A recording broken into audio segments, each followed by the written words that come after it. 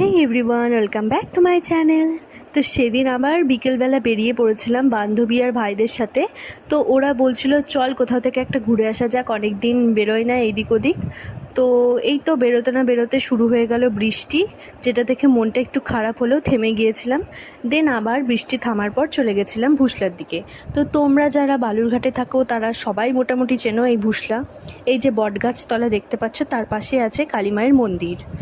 তো এই তো ওখান থেকে বেরিয়ে এই যে আমাদের যে মেন কাজ ছবি তোলা, ভাইরা ছবি টবি তুলে দিচ্ছিল।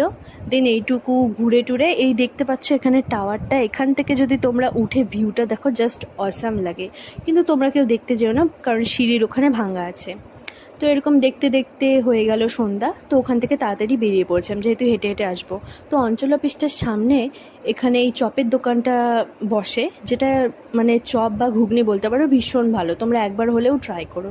তো আমরা এখানে নিয়েছিলাম ঘুগনি, তার সাথে পেঁয়াজি, যেটা খেতে ভীষণই ভালো ছিল প্রতিবারের মতো। তারপরে এই ছোট্ট কুতু বাচ্চাটাকে বাই বাই বলে চলে গেলাম বাড়ি। ওকে।